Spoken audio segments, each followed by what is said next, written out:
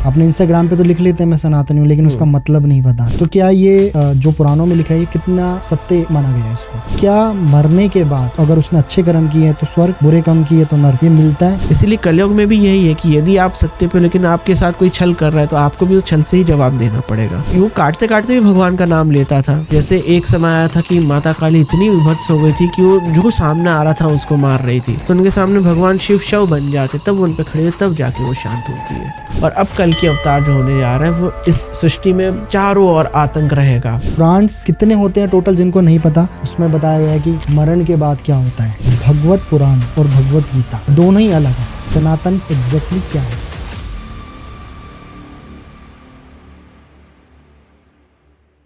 नमस्कार। जब हम बात करते हैं सनातन की, हिंदू धर्म की, हमारे पुराणों की, तो हम सबके अंदर एक अलग ही एक्साइटमेंट होती है उसके बारे में जानने की, जो क्यूरियोसिटी है। और ये पॉडकास्ट उसी पे आधारित है। और आज के हमारे गेस्ट हैं तमीशम पांडे, जो कि एक रिसर्चर है और रिसर्च करते हैं सनातन पे, हिंदू धर्म पे और हमारे पुराणों पे। और साथ ही साथ ये JRF क्वालिफाइड भी है हिंदू स्टडी में। तो इनकी जो रिसर्च के अंदर निकल के आया है सनातन धर्म के बारे में, हिंदू धर्म के बारे में, पुराणों के बारे में, वो बहुत अलग है। जब आप इस पूरे पॉडकास्ट को देखोगे आप समझोगे एक्चुअल में सनातन के बारे में, हिंदू धर्म के बारे में, पुराणों के बारे में। तो इस पॉडकास्ट को एंड तक देखना अगर आप अच्छे से समझना चाहते हो पुराण और सनातन धर्म को। तो इस पॉडकास्ट को पूरा देखो और ज़्यादा से ज़्यादा लोगों के साथ शेयर करो ताकि उनके पास ये एक्चुअल डिटेल्स जा सके।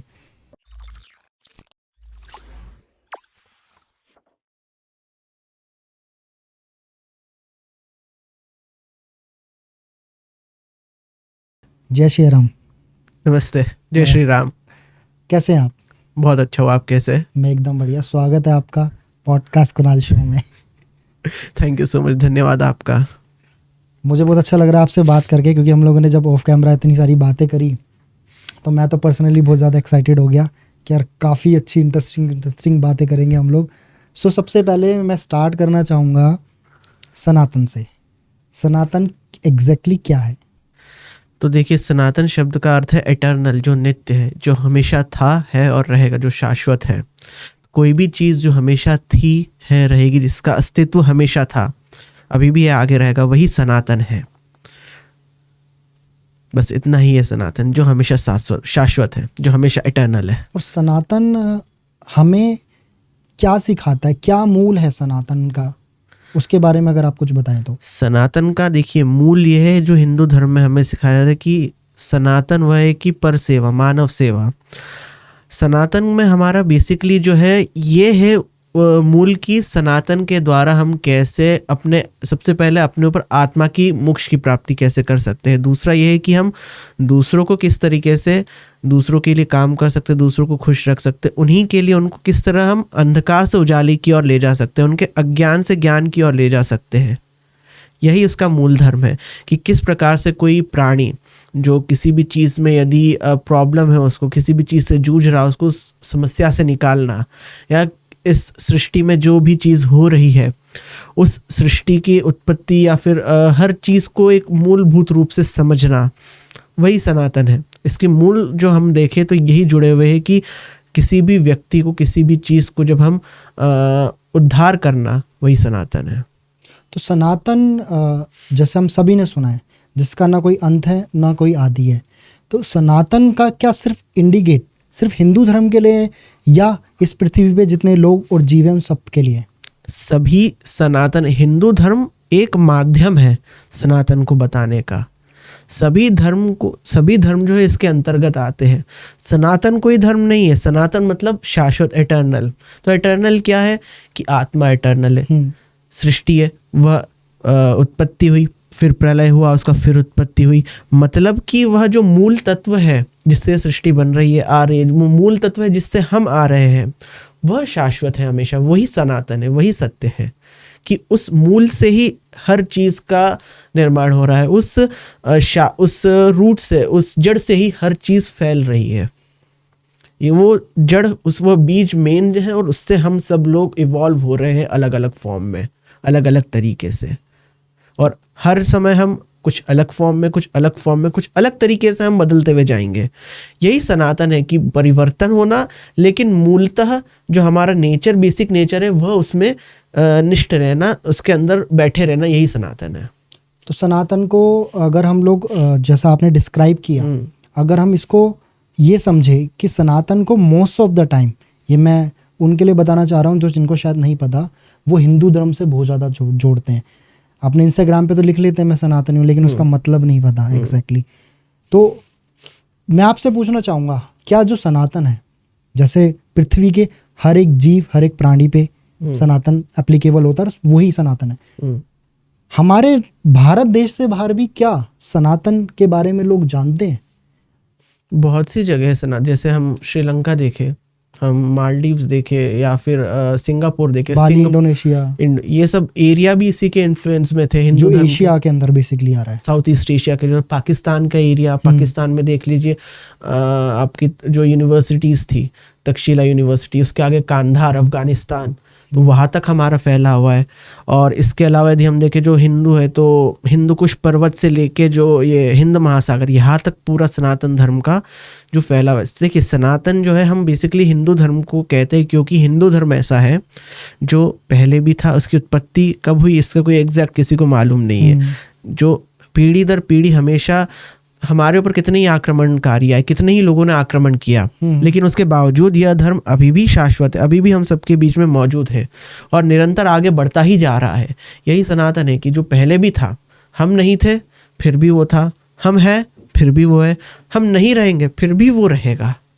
यही हिंदू धर्म सनातन धर्म बनता जा रहा है। इस बात में कितनी सच्चाई है कि जब इस पृथ्वी की शुरुआत हुई थी, मनुष्य की शुरुआत हुई थी, धर्म में मैं पर्सनली बिलीव नहीं करता, लेकिन हर धर्म का आदर करता हूँ, हर धर्म में मानता हूँ और अपने धर्म को भी मानता हूँ, बट बहुत जगह ऐसी बातें होती है, ये मैं कोई कंट्रोवर्सी नहीं करना चाहता, नॉर्मली कि हर एक इंसान, हर एक प्राणी जो इस पृथ्वी पे है, उसको हिंदू के साथ जोड़ा जाता है कि वो हिंदू, तब बाद में ही धर्म बने हैं। देखिए मैं आपका धर्म का कॉन्सेप्ट क्लियर कर दूं।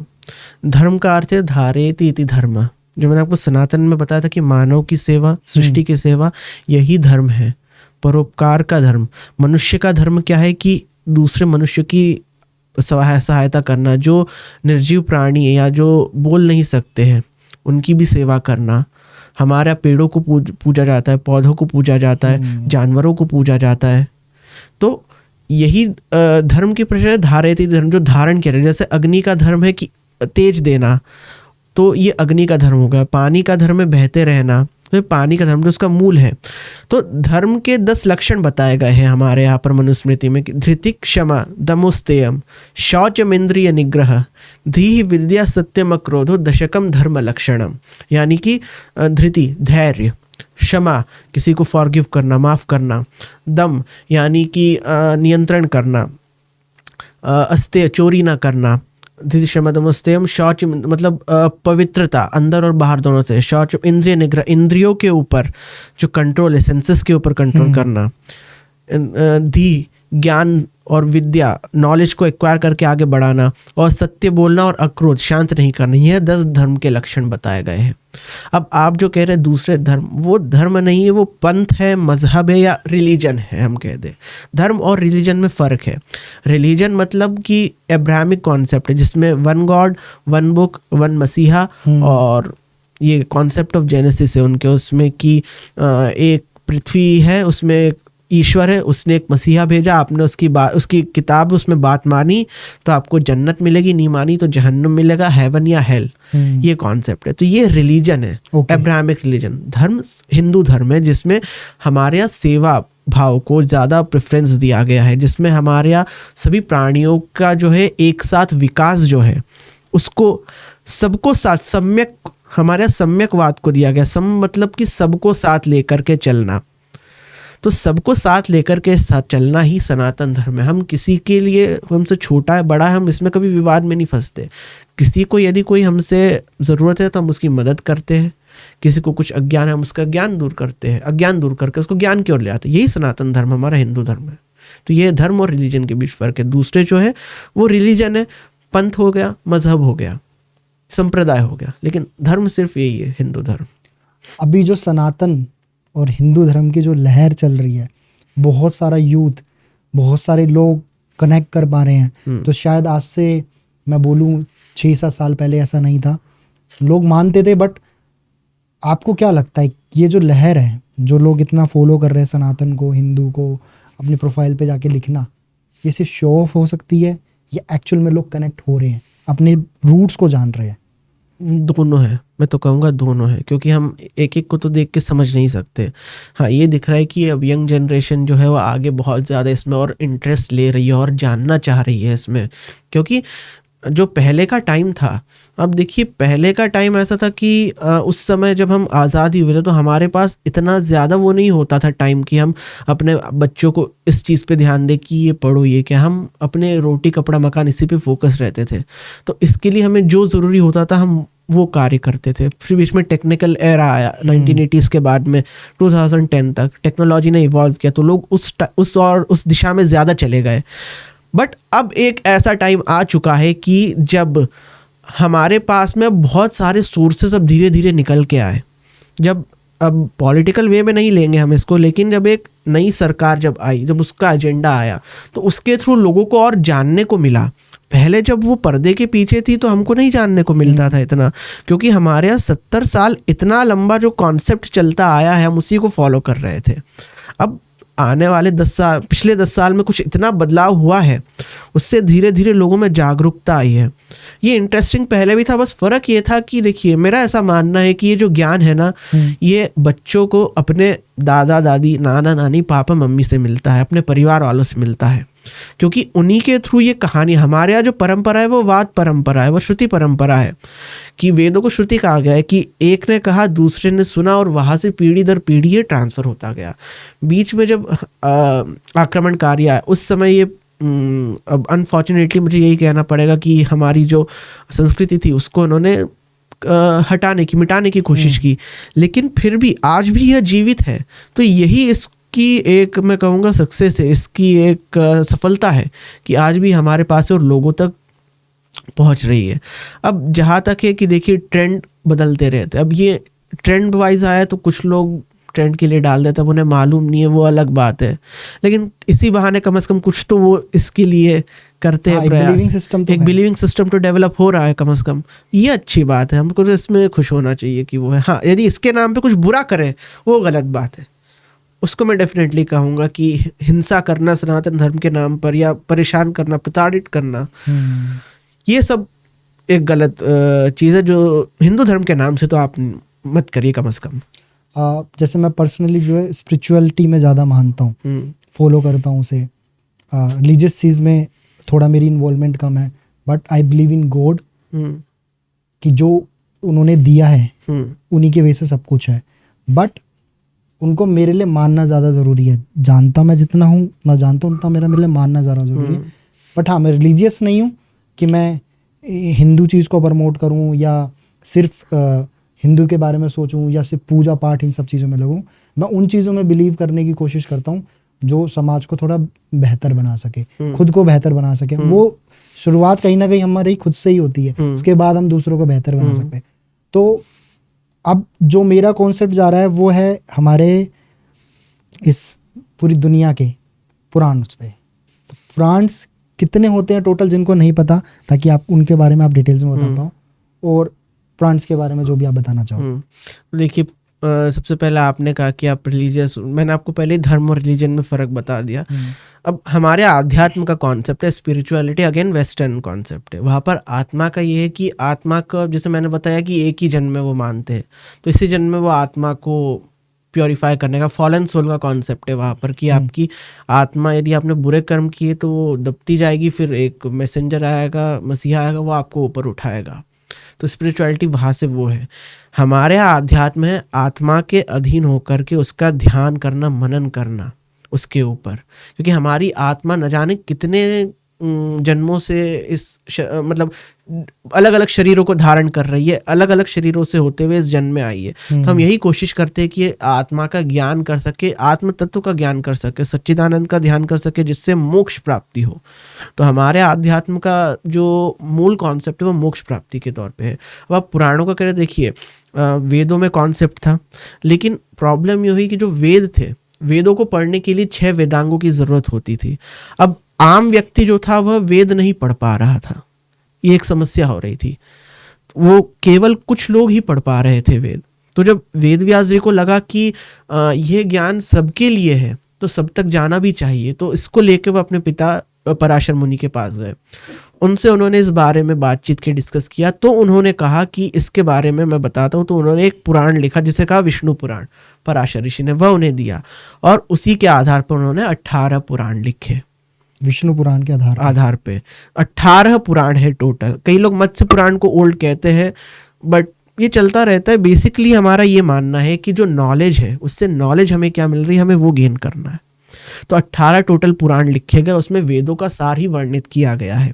तो जैसे पुराण है, पुराण के जो है 5 लक्षण कहे गए, कैरेक्टरिस्टिक, कि सर्गश्च प्रतिसर्गश्च वंशो मन्वंतराणि च वंशानुचरितम चैव पुराणम पंचलक्षणम। यानी कि सर्ग सृष्टि की उत्पत्ति, प्रतिसर्ग यानी कि सृष्टि का विनाश, प्रलय, वंश, वंश यानी कि क्लैन जो आपकी पीढ़ी है, और वंशानुचरित जो आपकी लीनियज चलती आई है और पहले से जो चलती है। हाँ, और मनवंतर यानी कि काल, टाइम। तो ये 5 जिस चीज़ में मेंशन है वो पुराण है, ऐसा कहा जाता है। अब जैसे भागवत पुराण में कह रहा है कि 10 लक्षण है, कई कई 10 भी दिए गए हैं, लेकिन मूलतः ये 5 लक्षण से युक्त पुराण होते हैं। तो पुराणों का जो हमारा कॉन्सेप्ट है वो ये है कि वेदों का ज्ञान को आसानी से लोगों तक पहुंचाना। क्योंकि देखिए, वेदों में सुनने को, श्रुति को इम्पोर्टेंस दिया गया है, पुराणों में देखने को इम्पोर्टेंस दिया गया है। अब मुझे किसी को कोई चीज़ कॉन्सेप्ट समझाना है यदि, तो उसे कहानी के फॉर्म में मैं समझाऊंगा तो वो बहुत आसानी से उसको समझ में आएगा, वो रिलेट कर पाएगा। इंस्टेड कि उसे यदि मैं एक्चुअल टेक्स्ट दूँ, टेक्निकल चीज़ दूँ, तो उसको दिक्कत होगी। लेकिन मैं कहानी के रूप में समझाऊंगा तो वो कनेक्ट भी कर पाएगा, वो ज्ञान समझ भी पाएगा। तो पुराणों में कहानियों के माध्यम से वेदों के ज्ञान को वर्णित किया गया है। बेसिकली वेद बीज है और पुराण उसके फल है। तो वेद बीज से जो फल निकला, फिर उसी से अलग अलग फल निकलते गए, और वही पुराणों में वेदों का कॉन्सेप्ट लोगों तक आया है। तो आप क्योंकि मेरे को लगता है कि शायद 18 पुराण को कवर करना पॉसिबल नहीं है, कुछ ऐसे पुराण जिनके बारे में आप थोड़ा सा डिटेल्स में हमें बता पाएँ, ताकि हमारे जो लिसनर व्यूअर्स हैं उनको उसके बारे में पता लग सके। जैसे कि पुराणों को 3 कैटेगरी में बांटा गया है, सात्विक, राजसिक, तामसिक। उसी तरह एक 3 कैटेगरी और है, ब्रह्मा, विष्णु, महेश। 6 ब्रह्मा जी को, 6 विष्णु जी को, 6 महेश को। जैसे हम कहे शिव महापुराण, वो भगवान शिव के ऊपर पूरा इसमें कि शिव लिंग कैसे हुआ, शिव जी कैसे हुए, शंकर कैसे बने, शिव से शंकर वो कैसे बने, उनको महादेव क्यों कहा जाता है, फिर उसमें उनकी पूरी कहानी है। हम देखें विष्णु पुराण में विष्णु जी के बारे में बताया गया है, ब्रह्म पुराण में ब्रह्मा जी के बारे में बताया गया, उनने कैसे सृष्टि की रचना करी, उनका कार्य क्या था। और जैसे हमने विष्णु पुराण के अंदर में बहुत सारी कहानियाँ जो है रामायण, महाभारत, इन सब से भी ली गई है। तो उसमें भगवान विष्णु के बारे में बताया गया है। फिर देवी भागवत है, देवी भागवत में देवी के बारे में बताया गया है बहुत कुछ।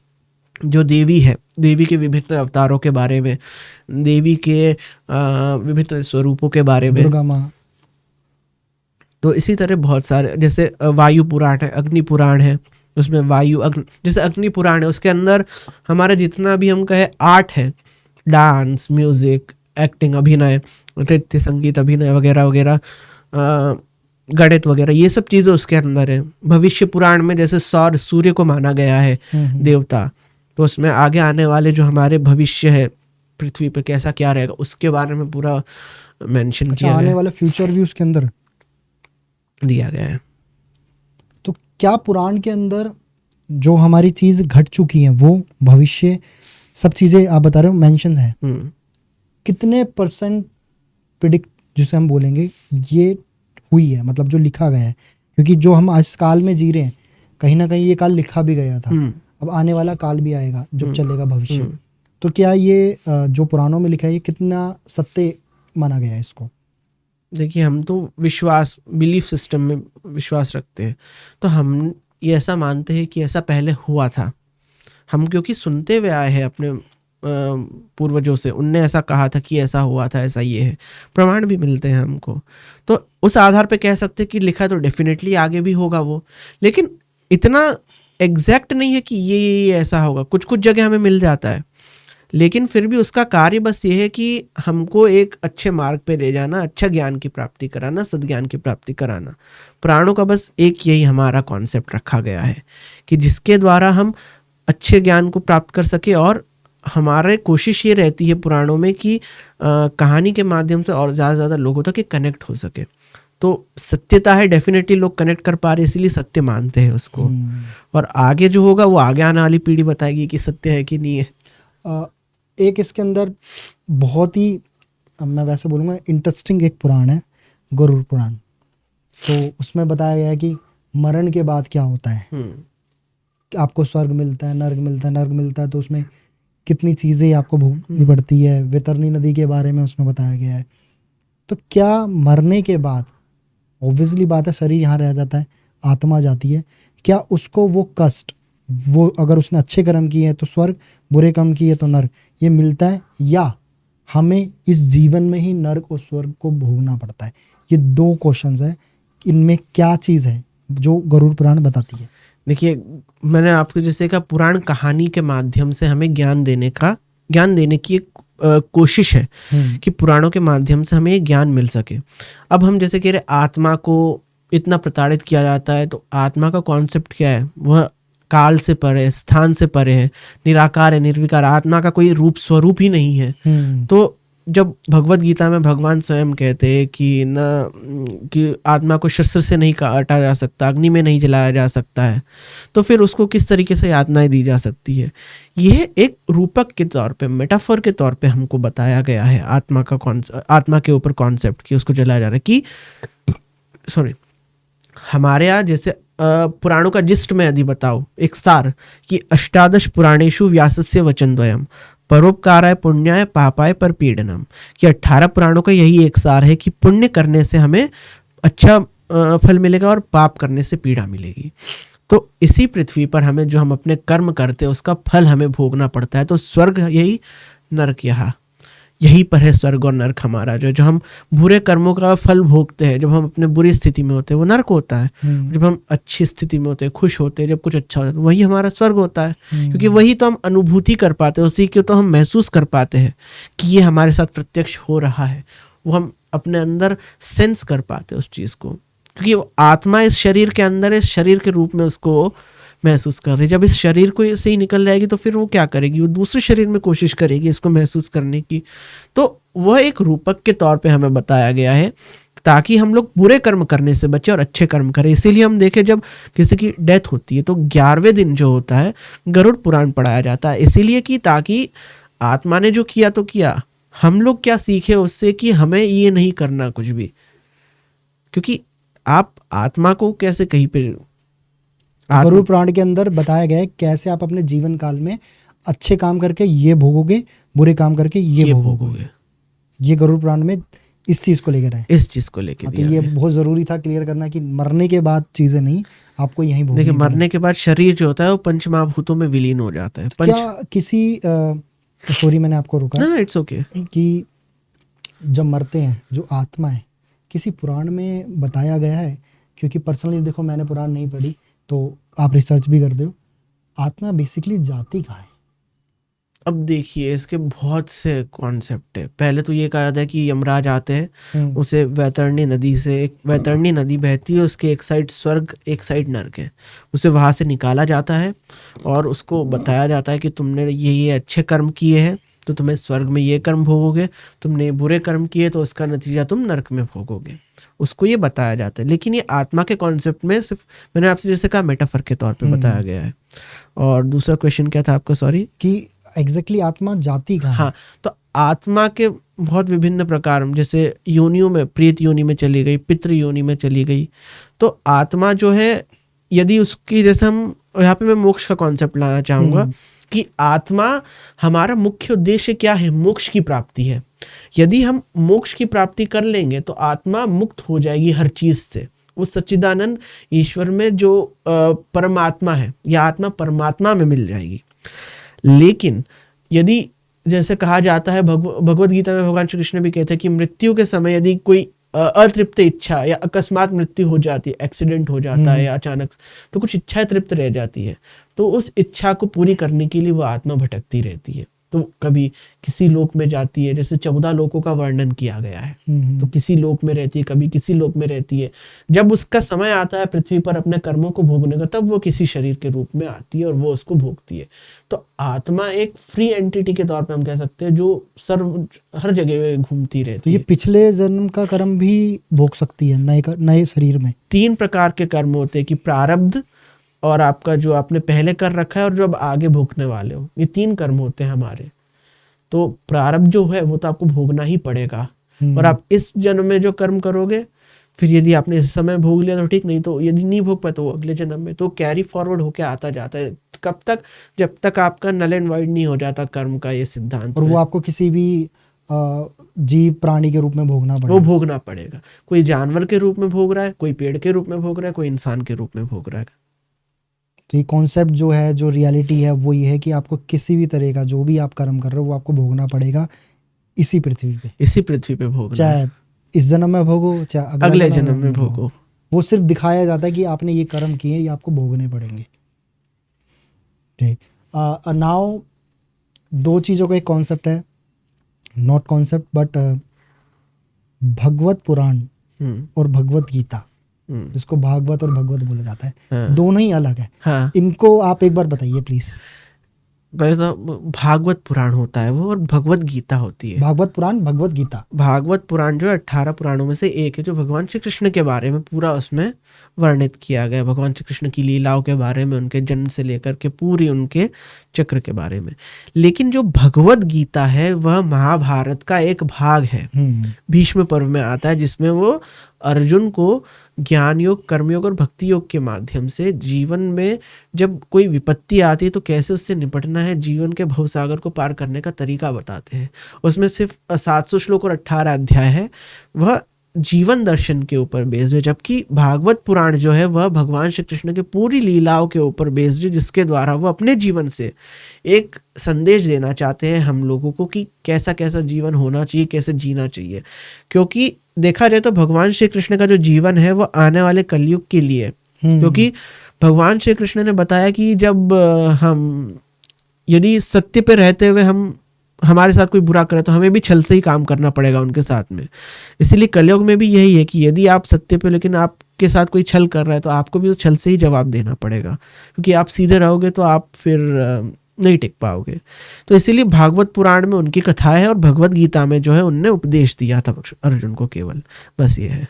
जो मुझे लगता है बहुत सारे लोगों को जो कन्फ्यूजन थी शायद अब दूर हो गई होगी, जो भी ये लोग देख रहे होंगे कि भागवत पुराण अलग होता है और भगवत गीता अलग, दोनों अलग है। और नाउ जब हम बात करते हैं भगवान कृष्ण की, जो कि विष्णु जी के अवतार हैं, उनके बहुत सारे अवतार रहे हैं, जिसमें एक अवतार अभी होगा, कल की अवतार के बारे में।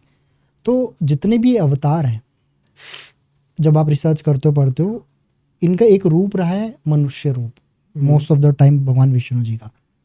इसके पीछे का कारण क्या हो सकता है? देखिए, थोड़ा सा मैं सही करना चाहूँगा आपको।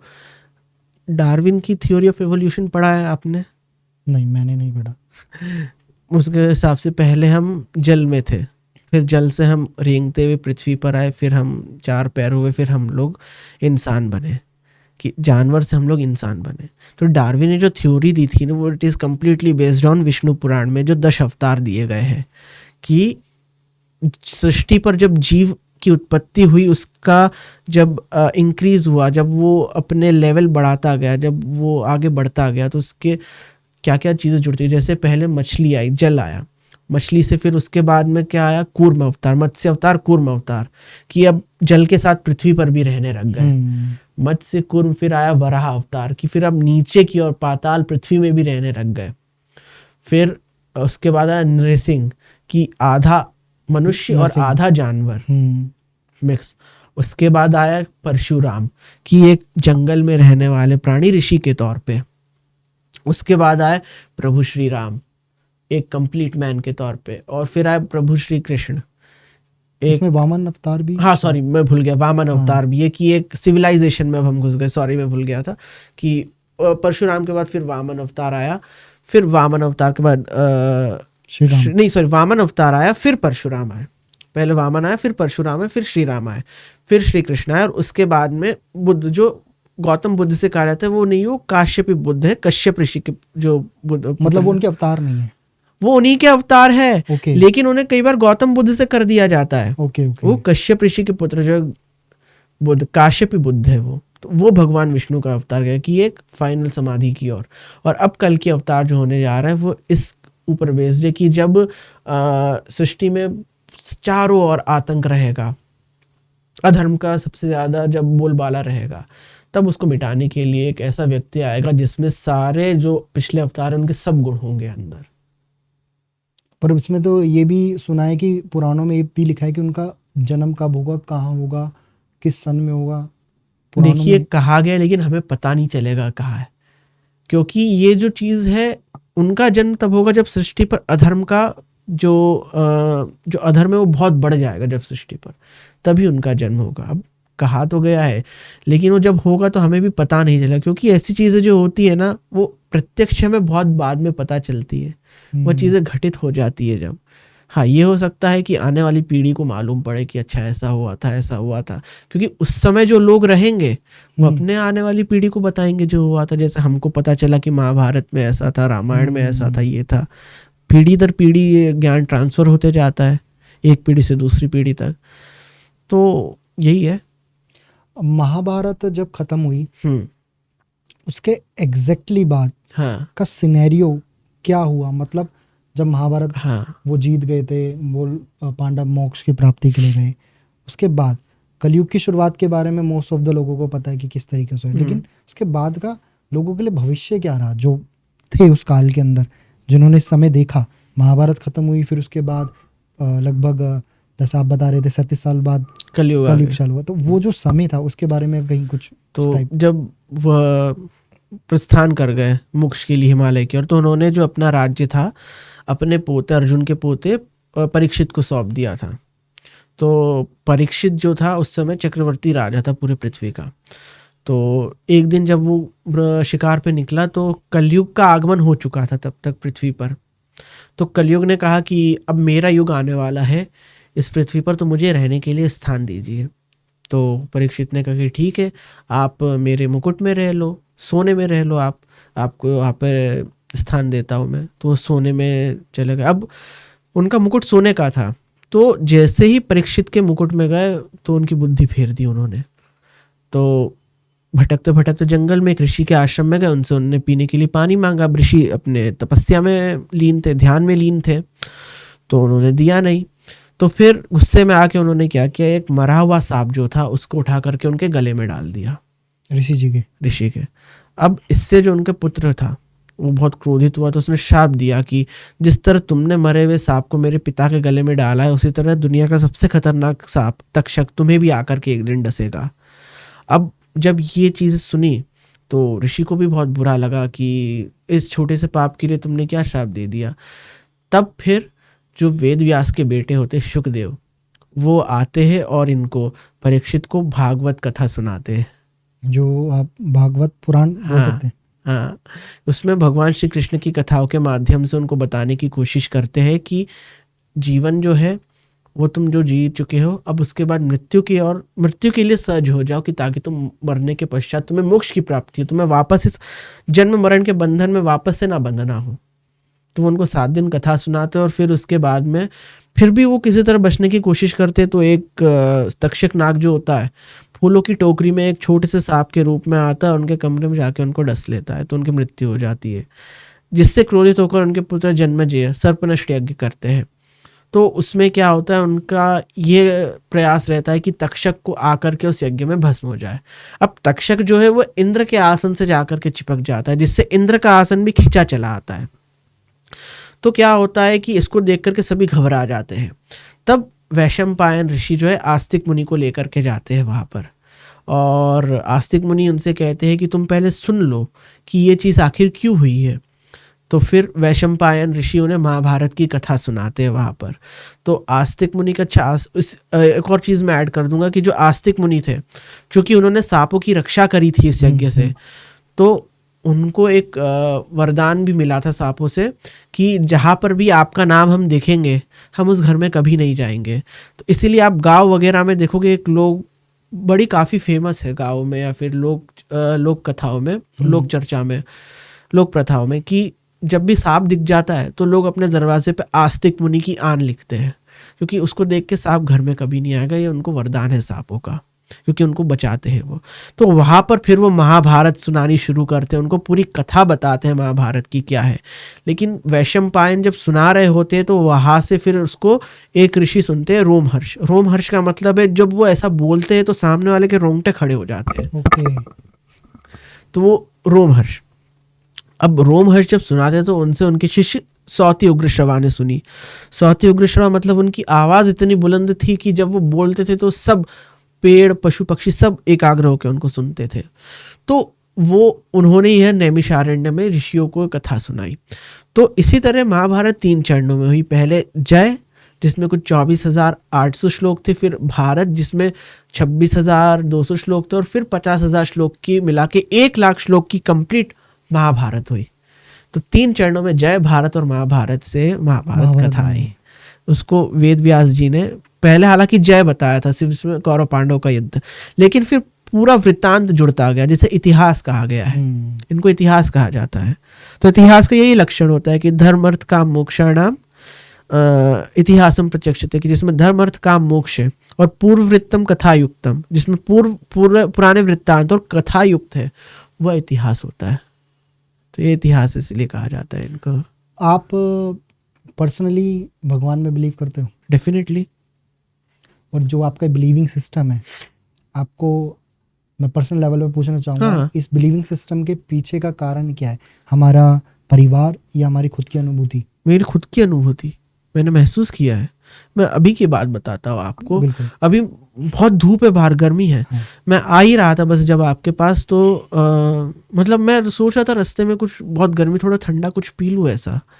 अब कोई अच्छा सा दिखा नहीं रास्ते में मुझे ऐसा खास, तो मैंने बस ये सोचा ही था कि काश कुछ, जैसे दिल्ली में काफ़ी फेमस मैंने देखा भंडारे वगैरह चलते हैं, और रास्ते में वो सिख लोग काफ़ी रुअफ़ज़ा देते हैं। मैंने बस इतना सोचा कि मिल जाए, 2 कदम आगे बढ़ा और सामने मेरे को दिख गया। अब मैं ऐसे भगवान का आशीर्वाद नहीं कहूँ तो अपने लिए और क्या कहूँ। ऐसे बहुत से अनुभव हुए हैं मेरे साथ में कि भगवान या तो किसी रूप में किसी इंसान के साथ में आपके सामने आ जाता है, या तो आपको ऐसा अनुभूति होती है। मेरे लिए तो ये विश्वास है बिल्कुल कि जब भी यदि कभी ऐसा, तो भगवान किसी न किसी रूप में मदद करने आ जाते हैं। ये बहुत स्ट्रॉन्ग बिलीव है। हाँ, कहीं ना कहीं वो किसी न किसी रूप में कैसे भी करके आपके परिवार के थ्रू, दोस्तों अनजान, आपकी मदद ज़रूर करते हैं। अब मोक्ष, जिसके बारे में मैं आपसे पूछूंगा, हाँ। एग्जैक्टली मोक्ष क्या है जिसके लिए हर कोई इंसान, पांडव, हर कोई इस प्राप्ति के लिए गए? मोक्ष क्यों? अंतिम सुख जो है वह मोक्ष है। फाइनल ट्रूथ ऑफ लाइफ मोक्ष है। जब हम सारे सुख दुख से जो इस सृष्टि पे भोग रहे या कहीं भी भोग रहे, उन सबसे अलग हो जाते हैं, वह मोक्ष है। मोक्ष की 2 अवस्थाएं हैं, एक विदेह मुक्त और एक जीवन मुक्त। तो जब हम जीते जी इस पृथ्वी पर, जब हम कुछ इतने सिद्ध हो जाते हैं कि हमारा कनेक्शन उस परमात्मा से हो जाता है, उस आत्मा का मिलन उस परमात्मा से हो जाता है, तो ऐसे लोग अवधूत कहलाते हैं। तो वह जीवन मुक्त हो जाता है कि उन्हें अब किसी सुख दुख से कोई फर्क नहीं पड़ता, क्या हो रहा है क्या नहीं हो रहा है, उन्हें कोई फर्क नहीं पड़ता। वो बस अपने प्रारब्ध के, जैसे मैंने कर्म बताए थे, प्रारब्ध के कर्म भोग रहे हैं, बस वो जैसे ही वो उनके खत्म हो जाएंगे, मृत्यु पश्चात वो मोक्ष प्राप्त कर लेंगे, उस परमात्मा में विलीन हो जाएंगे। विदेह मुक्ति ये होता है कि मरते समय, जैसा मैंने कहा कि पहले भी कहा था कि हमारे अंदर कुछ अतृप्त इच्छाएं रह जाती है, तो उसे भोगने के लिए हमें नया जन्म लेना पड़ता है। मरते समय यदि हमारे अंदर ये इच्छा आ जाए कि हमें बस अब मोक्ष चाहिए, तो वह विधेय मुक्त हो जाता है, मरने के पश्चात मोक्ष। तो मोक्ष वही है कि सारे जीवन के सुख दुख से जो भी अनुभव किया है उन सबसे मुक्त होने के बाद उस ईश्वर में मिल जाना, उस परम सुख में मिल जाना, उस परम आनंद में मिल जाना, यही मोक्ष है हमारे यहाँ, जिसके लिए हम सभी प्रयास कोशिश करते हैं, प्रयास करते हैं। हमारे यहाँ हिंदू धर्म में, सनातन में यही कहा गया है मोक्ष को लेकर के कि आप, हमारा जीवन का उद्देश्य क्या है, मोक्ष की प्राप्ति उद्देश्य है। क्योंकि हम ये सजा भुगत रहे पृथ्वी पर हमारे कर्मों की, उसको हमको खत्म करके ईश्वर के पास, जो परमेश्वर है, परमात्मा, उसके पास जाना है, जिससे हम आए उसी के पास लौट जाना है वापस। महाभारत के टाइम भगवान कृष्ण ने एक बात कही थी जो पर्सनली मेरे दिल के बहुत करीब है, कि जो मनुष्य दुख से परे हो और सुख से परे हो, हाँ, वही बुद्धिमान और सचिव कहलाता है। हाँ, जो न्याय और अन्याय को बीच में वो तभी कर सकता है जो सुख से परे हो। हाँ, सुख और दुख के दुख समय से। कृत्वा लाभा लाभो जया जयो। वो बहुत जरूरी है कि कुछ अच्छा होने पे आपको इतनी भी खुशी नहीं होनी चाहिए और बिल्कुल, बुरा होने पे आपको इतनी भी इतना बुरा कम नहीं नहीं लगना होना चाहिए। जी। आप सेंटर में होने चाहिए हमेशा, हाँ। फील करते हैं। जो आज के समय मुझे लगता है बहुत लोग बोलेंगे ये बंदा ही बेकार है, क्या मेंटल हिला हुआ है, कि ना ऐसे खुशी फील होती ना ऐसे दुख फील होता। और जबकि रियलिटी यही है कि आप सेंटर रहो। और उस बात से मेरी लाइफ में बहुत प्रभाव पड़ा है कि मैं बहुत, तब से मेरे अंदर स्थिरता, बहुत स्टेबिलिटी बहुत आ गई है कि मुझे दुख भी उतना कोई खास नहीं होता, सुख भी नहीं होता। बट हाँ है, हम मनुष्य ही तो कहीं ना कहीं फील करते हैं। लेकिन कोशिश जारी है कि हम धीरे धीरे अपने आप को उस चीज़ के अंदर लेकर आ सके ताकि अपने आप को और बेटर बना सके। ये नवरस मनुष्य के अंदर निहित है। नवरस की बात की जाती है हमारे यहाँ, जो कैसे अभिनय नोरस? अभिनय जो होता है ना, अच्छा। हम जब देखते हैं, मूवी देखते हैं या थिएटर देखते हैं, तो हम लोग कभी खुश होते हैं, कभी दुखी होते हैं, कभी बहुत घृणा होती है, कभी बहुत क्रोध आता है देख करके। ये 9 रस बताए गए हैं। शांत हो गया, शांत सभी रसों का अंतिम सत्य, कि क्रोध, वीर, अद्भुत, और आपका हास्य, करुणा और रति, प्रेम, ये सब रस है। तो इन रसों को तो मनुष्य जब तक भोगेगा नहीं तब तक वो मनुष्य है ही कैसे। ये हमारे जीवन का एक अभिन्न अंग है। हाँ, इनसे परे हो जाना, फिर तो मोक्ष की प्राप्ति हो गई। बट इसका भी एक आई थिंक सही समय है कि आप एक समय तक इसको भोगो, समझो, उसके बाद ये तो चीज़ों है को। कोई चीज, ये तो कोई व्यक्ति, जैसे हम कहते हैं अभिनय में इतना रम जाता है, हम जब कहते हैं तो उसके लिए वही मोक्ष है कि जब वो उस किरदार में इतना रम गया कि वो किरदार स्वयं बन गया, वो उसका मोक्ष है। जब कोई संगीतकार अपने संगीत में इतना रम जाता है कि उसको कुछ धुन आसपास, वो उसका मोक्ष है। जब कोई नर्तक अपने नृत्य में इतना लीन हो जाता है कि उसको आसपास की सुध नहीं रहती है, वो उसके लिए मोक्ष है। अपनी कला में निपुण होना भी मोक्षता है। मोक्ष सिर्फ जीवन के उपरांत प्राप्त होने वाला लक्ष्य नहीं है। किसी भी चीज के अंदर यदि हम अपना 100% दे रहे हैं, उसके अंदर लीन होके दे रहे हैं, वह भी मोक्ष है। मतलब मोक्ष प्राप्ति के लिए आपको जीवन त्यागने की कोई जरूरत नहीं है। जीवन छोड़ के हिमालय में बसने की कोई जरूरत नहीं है। बहुत से लोग ऐसे होते हैं कि जैसे अपने कार्य, जैसे मीराबाई भजन करते करते करते कृष्ण में विलीन हो गए, उनका मोक्ष हो गया। उस तरीके से वो भजन करती थी केवल। तो ये भी एक अपना मोक्ष है। किसी कार्य को अपने पूरे 100% तरीके से उसमें लीन होके करना, वो मोक्ष है। अब एक चीज है, जैसे आत्मा एग्जैक्टली है क्या, और क्या आत्मा का स्वरूप बहुत जगह अच्छा भी माना गया है और बहुत जगह इसको डरावने रूप में भी दिखाया गया है कि यार, मतलब मैं उस कनेक्टिविटी में नहीं कह रहा, जो ये पैरानॉर्मल एक्टिविटीज होती है, अगर आप इसके अंदर बिलीविंग सिस्टम रखते हो तो, क्योंकि मेरा मानना है जब भगवान है तो शैतान भी है। कहीं ना कहीं वो है, क्योंकि एक बैलेंस जरूर रहता है। कुछ लोग इसके लिए शायद बोलेंगे नहीं भगवान सिर्फ एक ही होता है, नहीं, क्योंकि शैतान की शुरुआत हम लोगों में भी मिलती है। कई बार हम इस तरीके का काम कर देते हैं, वो दूसरे के लिए शैतान बराबर हो जाता है। तो क्या आत्मा सिर्फ और सिर्फ अच्छे स्वरूप में भी होती है या बुरे स्वरूप में भी होती है? बहुत जगह की कहानियां है कि आत्मा ने परेशान किया, किसी पे हैवी होगी, कुछ भी होगी, और एक जगह पे हम आत्मा को बहुत अच्छे तरीके से ट्रीट करते हैं। दोनों के बीच का कुछ अंतर अगर आप बताना चाहो। देखिए, मैंने आपको बताया था कि अतृप्त इच्छा है वही आत्मा भटकती है। अब या तो कुछ लोग ऐसा होते हैं जो हमने कहा कि पैरानॉर्मल एक्टिविटीज करते, तो उनका एक अलग लोक है, उनका एक अलग स्थान है। आप उनको वहां से यहाँ बुला रहे हो तो आप उनके साथ ज्यादती करो, फिर वो आपको परेशान करेंगे। तो पुराणों में इनके बारे में कुछ वर्णन किया है, शैतान, दैत्य? ये देखिए, दैत्य, असुर, राक्षस ये अलग होते हैं। ये भी देव, जैसे सुर और असुर होते हैं, देवता और राक्षस, तो ये सब क्या है, एक ही पिता के संतान हैं। ब्रह्मा जी के वो जो ब्रह्मा जी के पुत्र कश्यप के जो पत्नी थी अदिति, उससे उनके जो विवाह हुआ था, उनके बहुत सारी पत्नियां थी कश्यप की। तो अदिति से देव हुए, दिति से दैत्य हुए, धनु से दानव हुए। तो इस तरह से वो लोग आपस में ही साथ में थे। वो तो अलग कॉन्सेप्ट है। आत्मा जैसे मैंने कहा कि अतृप्त होती है, तो या तो वो ये रहती है कि वो अपनी इच्छा पूरी करने के लिए किसी ना किसी रूप से घूमती रहती है, या तो कुछ लोग ऐसा करते हैं कि हमारे यहाँ डेफिनेटली ऐसे हम कहे तो टोना टोटका जो कहते हैं, वर्णन है काफी जगहों पर उसके बारे में वर्णन है। बट इनको उनके साथ भी जोड़ा जाता है जो आपने बताया दैत्य राक्षस की, ये प्रजाति तो उन्हीं की है। जो ये भूत प्रेत जिन पिशाच पता नहीं क्या क्या नाम लिए जाते हैं, ये प्रजातियां उन्हीं क्या करें, वो लोग तब थे, लेकिन अब आज के टाइम पे प्रजातियां ये है। जैसे हम भी किसी न किसी की प्रजाति बन के इंसान बने हैं, तो ये भी प्रजातियां उन्हीं की है, अपनी आप पैदा नहीं हुई है, प्रजातियों से ही। तो उन लोग का लोक अलग है, उन लोग का दुनिया अलग है। हम लोग मनु के वंशज हैं, हम इसलिए हम मनुष्य हैं, तो हमारा लोक अलग है। अब बात ये होती है कि किसी को मान लीजिए आप अपने घर में कुछ कर रहे हो और मैं आपको जबरदस्ती बुलाऊं तो आपको कैसा लगेगा, डिस्टर्ब हो गए ना। वही बात होती है, लोग बेफालतू में यदि किसी को भी अपने उस दुनिया से इस दुनिया में बुलाते हैं तो गलत बात है। अब लोग उल्टी सीधी क्रियाएं करते हैं इस चीज को लेकर के। तो पॉसिबिलिटीज हैं सारी, लोग जो बुलाते हैं आप देख लीजिए, बहुत लोग महसूस करते हैं, ऐसा अनुभव होता है। अब ये वही बात है कि जिसने अनुभव किया वो मानता है, जिसने नहीं किया वो नहीं मानता है। अनुभव का प्रमाण है इसमें केवल। तो जैसा एक होता है तंत्र, एक यंत्र, एक मंत्र।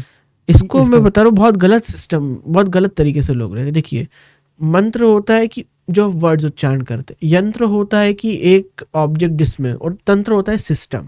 तो तंत्र के द्वारा हम भगवान को अपने पास बुलाने की कोशिश करते, तो एक यंत्र रखते हैं जिसमें वह देवता जो है उसको हम बुलाते हैं, या फिर जिसको भी बुलाते हैं वो उसमें बैठते हैं और हम उसके थ्रू अपनी बातें कहने की कोशिश करते हैं मंत्रों के द्वारा।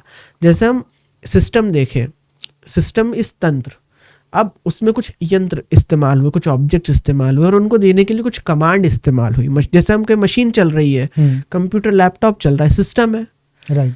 सिस्टम में कुछ ऑब्जेक्ट्स लगे हुए हैं, अंदर वो यंत्र है उसके, और कुछ कमांड दी गई, वो मंत्र है। तो यही यंत्र मंत्र और तंत्र है जो हमारा सिस्टम है कि देवता तक पहुंचने के लिए कुछ कुछ क्रियाएं, कुछ कुछ चीजें बताई गई है। अब कुछ इतनी गुप्त क्रियाएं होती है जिसे हम आम जीवन में नहीं कर सकते। जैसे अघोरी हो गए, साधु जो होते हैं, नागा साधु वगैरह, वही लोग कर पाते हैं क्योंकि वो उन्हीं के लिए अलग है। वो इसलिए आम दुनिया में भी नहीं रहते हैं, आप देखिए कभी नहीं दिखते, वो अलग ही अपनी दुनिया में रहते हैं। शमशान में रहेंगे या जंगल में किसी कोने में या गुफा में रहेंगे, वो वहाँ अपनी क्रिया करते रहते हैं क्योंकि वो जानते हैं आम इंसान को इससे दिक्कत नहीं होनी चाहिए कोई। उनका नजरिया अलग है, उनका रास्ता अलग है।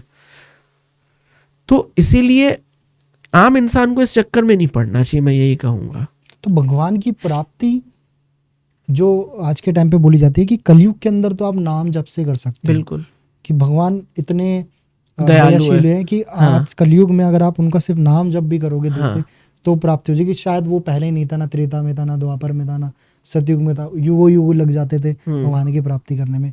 और वहाँ एक तरफ जैसा भी आपने बताया कि तंत्र भी हमें भगवान से जोड़ता है उनको बुलाने के लिए।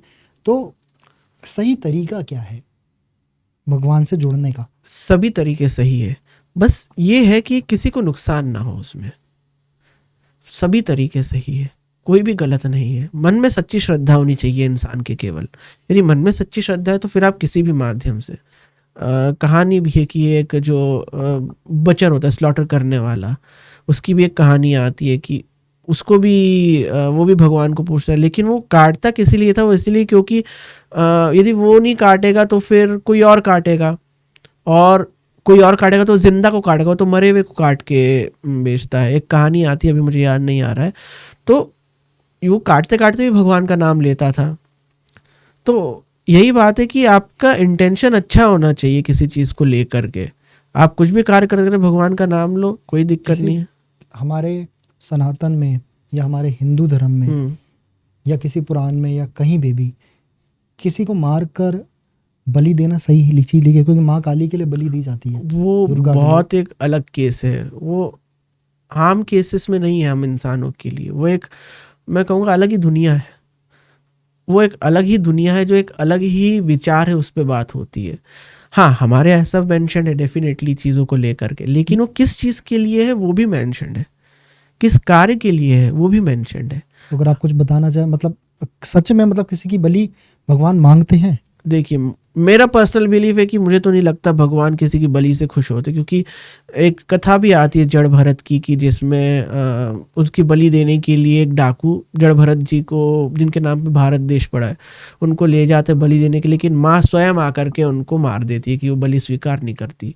लेकिन जब तंत्र साधना देखते हैं उसमें बहुत सी ऐसी चीज़ें जहाँ बलि आती है, बट वो आम जीवन के लिए नहीं है, हमारी संस्कृति के लिए, वो एक खास जीवन शैली वालों के लिए है, वो उनका सिस्टम है। और उसमें भी वो बलि उसकी नहीं दी जाती है जो कोई अच्छा खासा व्यक्ति कुछ, अब जैसे सपोज कोई जानवर यदि बलि दे रहे हैं तो यदि वो मरने के कगार पर हो तो उसकी बलि दी जाती है, ऐसा कहा जाता है। अब देखिए, मेरा इसमें इतना ज़्यादा नहीं है क्योंकि मैं इन सब चीज़ों में इतना ज़्यादा इन्वॉल्व नहीं होता हूँ, बट जितना मैंने सुना, जितना मैं जानता हूँ, मैं वो आपको बता रहा हूँ।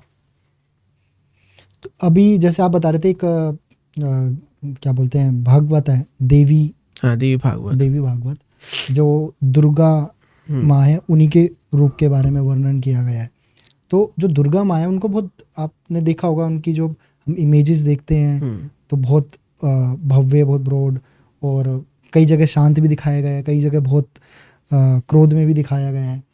तो जो क्रोध का कारण है वो इसलिए क्योंकि उन्होंने बहुत सारे असुरों का नाश किया है उस टाइम पे लोगों को बचाने के लिए।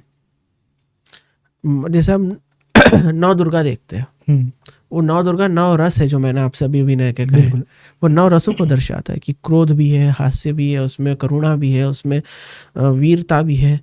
तो अब जैसे कहा कि असुरों को मारने के बाद, जैसे एक समय आया था कि माता काली इतनी विभत्स हो गई थी कि वो जो सामने आ रहा था उसको मार रही थी, तो उनके सामने भगवान शिव शव बन जाते, तब वो उन पे खड़े, तब जाके वो शांत होती है।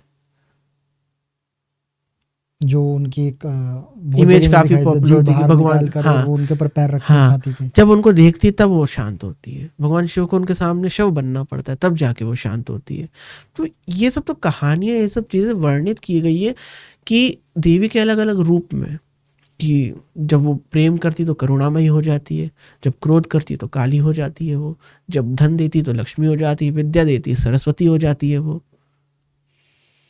नाउ एक चीज़ जो मेरे को पर्सनली आपसे पूछनी है, हाँ, ठीक है, वो है जब हम किसी भी सिचुएशन के अंदर कहीं फंसते हैं या हमारे लाइफ के अंदर कोई प्रॉब्लम चल रही होती है, कोई इशू चल रहा होता है, तो हम भगवान को याद करते हैं, उनसे कोशिश करते हैं मदद करने की कहीं ना।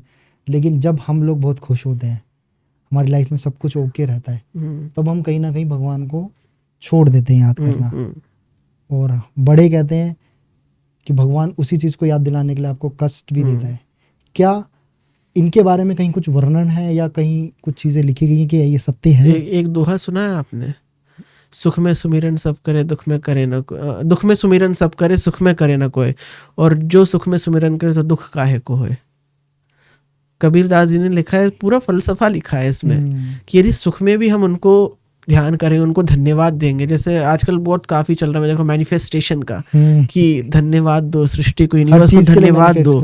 ये वही है कि आप हर चीज का धन्यवाद दोगे तो आपको वो अच्छी चीज देगा, और डेफिनेटली आपके पास दुगनी तिगनी चौगनी होकर के आएगी वो आपके पास। एक रूट से जुड़े रहेंगे, जमीन से, उसी से जुड़े रहेंगे। हर चीज में उनको हम यदि याद करेंगे तो हमें दुख काय को होगा, क्योंकि हमें मालूम है कि भाई कुछ भी है वो है ना देखने वाले, वो है हमारे साथ में, फिर किस चीज़ का उन्होंने दिया है, उन्होंने ही दिया है, किसी कारण से दिया होगा।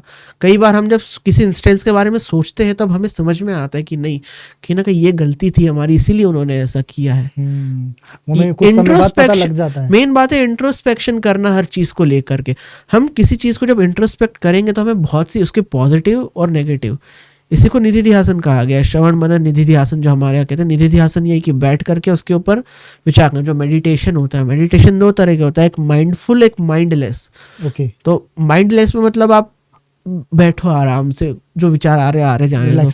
माइंडफुल में आप जो आपने हुआ उसको बैठ के उसके ऊपर सोचो, विचार करो, तो आप उसमें बहुत सी नई चीज देखोगे ध्यान में, आप समझ में आएगा कि क्या सही हुआ है, क्या गलत हुआ है उस चीज को लेकर, अपनी आगे आने वाले फ्यूचर में आप अच्छे से उसके हिसाब से एक्ट कर सको चीजों को लेकर के। अब आपका लिए एक पर्सनल सवाल, आप जैसे रिसर्च करते हो, बहुत सारे पुराणों को पढ़ते हो और एक दो चीज़ और भी है जो आप कर रहे हो। सो आप जब रिसर्च करते हो साहब, पुराण को पढ़ते हो, आपको सबसे इंटरेस्टिंग पुराण क्या लगा, मतलब जो आपके दिल के बहुत करीब हो, और आपको उससे क्या सीखने को मिला, या आपने उसमें क्या क्या चीज़ें देखी, रिसर्च करी या पढ़ी, जो मुझे लगता है जो मुझे भी बहुत कुछ सीखने को मिलेगी उससे, और जो हमें देख रहे हैं सुन रहे हैं उनको भी उनसे बहुत कुछ सीखने को मिलेगा। तो देवी भागवत पुराण मेरे थोड़ा ज़्यादा करीब है, क्योंकि मेरे जो बचपन से ज़्यादा देवी की तरफ झुकाव बहुत ज़्यादा रहा है हमेशा से। तो जब मैंने उसको पढ़ा तो काफ़ी अमेज्ड हुआ देख करके, क्योंकि हम आम तौर पर भगवान विष्णु के अवतारों को ही जानते हैं, लेकिन हम देवी के या देवी के 3 अवतार, जो 3 भाग जो कहते हैं कि दुर्गा, लक्ष्मी, काली, सरस्वती, या फिर, लेकिन हम 10 महाविद्या जो उनकी देवियाँ हैं, 64 योगिनियाँ जो है, वो सब के बारे में जब और जाना, और उससे तंत्र किस तरीके से डेवलप हुआ, तंत्र सिस्टम, तंत्र साधना कैसे डेवलप हुई, तो इस पुराण की जर्नी से तंत्र की जर्नी तक जाना वो मेरे लिए काफ़ी इंटरेस्टिंग रहा। जैसे देवी की मैं कहूँ कि देवी भागवत पुराण में 32वें अध्याय में आता है कि वहाँ देवी अपने आप को विश्व रूप में बता रही है, जैसे भगवान श्री कृष्ण अपने आप को भगवद गीता में बताते हैं कि मैं पर्वतों में मंदार पर्वत हूँ, मैं देवों में इंद्र हूँ, ये सब उसमें देवी अपने आप को बता रही है कि मैं ये हूँ। तो एक कनेक्टिविटी हुई कि पुराणों में बेसिकली कनेक्टिविटी बन जाती है सब में, फिर कि किस तरह पुरुष और स्त्री दोनों अपने आप को डिपिक्ट कर रहे हैं, लेकिन वो है एक ही। तो ये मुझे काफ़ी उसमें एक इंटरेस्टिंग देखने को मिला कि किस तरह देवी को भी उसमें जोड़ा गया, उनकी महाविद्याओं को जोड़ा गया, उनके अवतारों को, देवी के अवतारों को जोड़ा गया। उनकी 10 महाविद्या के बारे में कुछ बताना चाहोगे आप?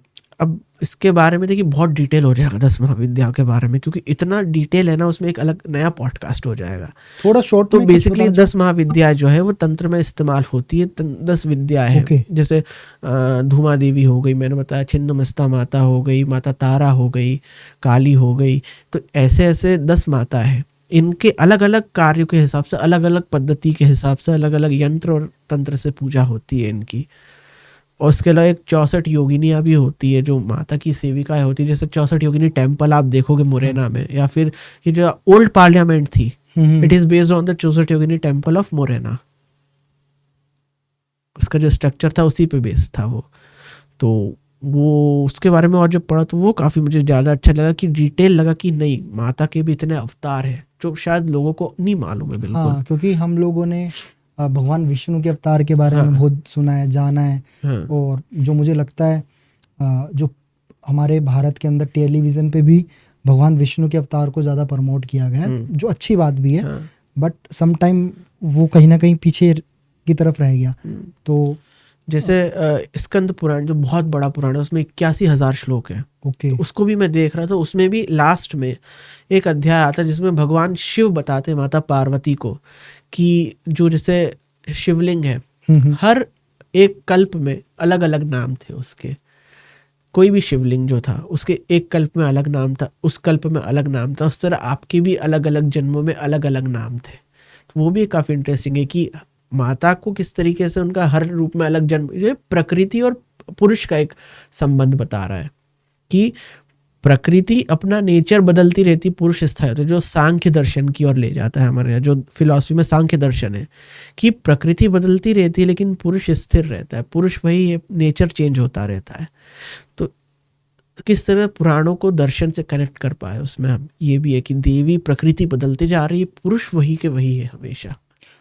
देवियाँ या स्त्री हमेशा हमारे समाज में पुरुष को ऊपर रखा गया, लेकिन मैं मानता हूँ, और शायद ये सही भी हो, if I am not wrong, कि जब बात होती है देवी की, स्त्री की, उनको ज़्यादा पावरफुल बताया गया है, माना गया है देवों से भी ज़्यादा, क्योंकि उनके सोचने समझने की, उनके अंदर वो करुणा, गुस्सा, जो आपने सारी चीज़ें बताई, और वो देवताओं में उतना नहीं था जितना देवियों में था।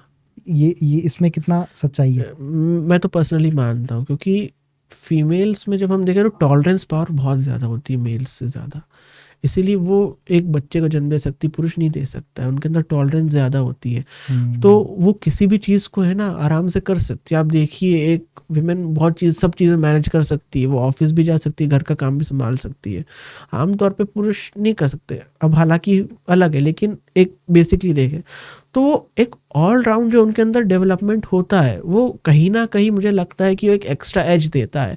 लेकिन यही है कि पितृसत्तात्मक समाज जब आया तो उनने दमन करने की कोशिश की मातृसत्तात्मक समाज की, तो उस कारण से उनको थोड़ा सा पीछे ढकेल दिया, शैडो में दिखा दिया। जैसे हम महाभारत देखें तो महाभारत में स्त्रियों का हमें शुरू में दिखता है कि जब माता गंगा शर्त रखती है शांतनु से कि आप मुझसे कोई प्रश्न नहीं पूछोगे, तो यहाँ पर स्त्री प्रभुता दिख रही है पुरुष के ऊपर। उसके बाद फिर जब सत्यवती उनसे कहती है कि मेरा पुत्र राजा बनेगा तभी मैं आपसे विवाह करूंगी, तब भी ये दिख रहा है हमको। फिर उसके बाद में उनका हम देखते हैं कि एक लोअर उनको ले जाना शुरू करते दमन में, कि जैसे जब उनकी पुत्र वधू होती है, जो चित्रांगद की पत्नियां होती है, चित्रवीर की पत्नियां, सॉरी, अंबिका अंबालिका, उनको फिर कहा जाता है कि आप वेद व्यास सर नियोग से करो। तो ये बाद में देखा गया कि मातृ सत्तात्मक समाज का एक दमन होता गया। तो उसी तरह से मेरे को लगता है कि पितृसत्तात्मक समाज जब आया उसने मातृ सत्तात्मक समाज का दमन किया, तो जो उनकी एबिलिटीज थी इतनी उभर के सामने आ नहीं पाई है जो एबिलिटीज आनी चाहिए थी एक्चुअली में। एंड इसीलिए मेरे को ऐसा लगता है कि डेफिनेटली जो विमेन होती है वो बहुत थोड़ी सी ज़्यादा एज है उनका मेन से, क्योंकि किसी भी, जैसे कहा भी जाता है कि इंसान आपस में किस लड़जर जोरू और जमीन दे रही, तो एक स्त्री में इतनी शक्ति होती है कि वो किसी के अंदर भी फूट डलवा सकती है। पावरफुल हमेशा से है, ये तो है। लेकिन ये भी है कि सृष्टि के जो संचालन है उसके लिए पुरुष और स्त्री दोनों का समान रूप से रहना ज़रूरी है। पॉडकास्ट को कंप्लीट करने से पहले मैं चाहूँगा आप कुछ भी 2 बातें जो आप दिल से कहना चाहो, या कुछ भी बात जो हमारे व्यूअर्स लिसनर्स को जो आपको अच्छा लगे। मैं तो बस यही कहना चाहूँगा कि देखिए हमारा पढ़ने का जो उद्देश्य है, इनको मेरा ऐसा पर्सनल बिलीफ है हम इससे क्या ज्ञान ले सकते हैं इसके ऊपर फोकस होना चाहिए, रादर देन कि कहाँ लिखा गया, किसने लिखा है, क्यों लिखा है, इस पे ज़्यादा फोकस नहीं करना चाहिए। ठीक है भाई, हो सकता है कहीं लिखा हो कहीं नहीं लिखा हो, रेफरेंस नहीं मालूम है, लेकिन हमारे पीढ़ी दर पीढ़ी जो ज्ञान आया है वह ज्ञान सहेज के रखना भी हमारी जिम्मेदारी है। तो कुछ यदि हमें लॉजिकल लगे तो डेफिनेटली हमें उसे बिना किसी क्वेश्चन के मानना चाहिए, नहीं लगे तो डेफिनेटली हम प्रश्न करें, क्योंकि हमारे यहाँ तो ये प्रश्न करो ये एक हमारे परंपरा है, प्रश्न से ही सारे उत्तर निकले हैं। तो मैं बस ये कहना चाहूँगा कि किसी चीज़ को लेके हम इतना भी वो नहीं हो जाए कि कहीं लिखा नहीं लिखा या फिर इसको माने। यदि हमें सही लगता है, अनुभूति होती है सही है, तो डेफिनेटली वो उसको हमें माने, और इतना ये ना करे इस चीज़ को लेकर के एक हवा ना बना दिया जाए कि ऐसा नहीं होता वैसा नहीं होता। लगता है ठीक है, आपको नहीं लगता है तो भी ठीक है, सबके अपने बिलीफ है, हर इंसान अलग है, सब अपने अपने दिमाग से सोचते, सबके अलग अलग विचार होते, सब अलग अलग सर्कमस्टेंसेस कंडीशंस में होते, तो वो वैसा सोचते हैं। एंड ये सनातन यही है कि सबको रेस्पेक्ट करना, सबके विचारों को रेस्पेक्ट करना, सबके भावों को रेस्पेक्ट करना, वो जैसे है उनको वैसा मान के चलना, यही सनातन है। Thank you so much. और मैं पर्सनली भी इसी में बिलीव करता हूँ, ज़्यादा खोजने की तरफ, अगर आपको लगता है आपके जीवन में उससे फ़ायदा हो रहा है और उस फ़ायदे से आपका परिवार समाज में कुछ बदलाव हो रहा है, उसे मानना चाहिए जी। जो अच्छा हो, जो बुरा है उस पर क्वेश्चन पुट ऑन करना चाहिए, उसको खोजना चाहिए। और फिर देखो जड़ तक जाओ क्या निकलता है। बट जो चीज़ अच्छी है, अब बिल्कुल ठीक बात कही, क्या मतलब वो किसने लिखी है, हमारे लिए अच्छी है, हमारी जनरेशन के लिए अच्छी है, वो बहुत बेटर है, हमने कुछ अच्छा सीखा। अब भगवान कृष्ण ने, बहुत लोग तो बोलते भगवान कृष्ण भी कुछ नहीं है, कौन भगवान है, ऐसे लोग, बट ठीक है उन लोगों को मैं कुछ कमेंट नहीं करना चाहूँगा। लेकिन आप ये देखो ना, उन्होंने जो भगवत गीता में कहा है उससे कितनी चीज़ें लाइफ में चेंज हो सकती है, और वो अच्छी चीज़ है। अब मैं ये कहूँगा, चाहे वो उन लोगों के लिए वो भगवान कृष्ण ने कहा हो या ना कहा हो, लेकिन आपके जीवन पे तो उसका चेंज हो सकता है, इम्पैक्ट पड़ सकता है, वो बहुत ज़रूरी है। और मेरे हिसाब से मुझे लगता है शायद उनका उद्देश्य भी यही है कि लोग अपनी जीवन, उनको ये मैटर नहीं करता होगा शायद कि लोग मुझे पूजे या वो करें, उनका मतलब भगवान से जो मुझे लगता है सब लोग अच्छी चीज़ सीखे, अप्लाई करें, आने वाली पीढ़ी को दे, और वो आने वाली पीढ़ी को दे। इसी से ही सारा धर्म, ये हमारे पाप पुण्य सब चीज़ें मैनेज होती है। I think so. अगर मैं इस चीज़ में गलत नहीं हूँ। तो बिल्कुल सही, आपने सम अप कर दिया आखिर। थैंक यू सो मच जो आपने हमें बहुत इतनी बहुत अच्छी धन्यवाद। इंसाइट्स दी सनातन के बारे में, पुराणों के बारे में। और अगर आपको ये पॉडकास्ट अच्छा लगा तो इसे लाइक, शेयर, सब्सक्राइब ज़रूर करना। और साथ ही साथ आपको अगली बार किस पुराण के ऊपर पॉडकास्ट चाहिए वो मुझे कमेंट बॉक्स में ज़रूर बताना, ताकि हम उस पुराण के ऊपर एक पर्टिकुलर डिटेल में पॉडकास्ट बना सके। क्योंकि 18 पुराण हैं, इनके बारे में बहुत ज़्यादा डिटेल में बात करना एक पॉडकास्ट के अंदर पॉसिबल नहीं है। तो हमारी कोशिश रहेगी अगली बार हम और ज़्यादा डिटेल में बात करें किसी एक पर्टिकुलर पुराण के बारे में। तो आपको किस पुराण पे पॉडकास्ट चाहिए वो हमें कमेंट बॉक्स में ज़रूर बताना। और आगे हमें ऐसे ही सपोर्ट करते रहो, प्यार करते रहो। मिलते हैं आपसे अगले पॉडकास्ट में।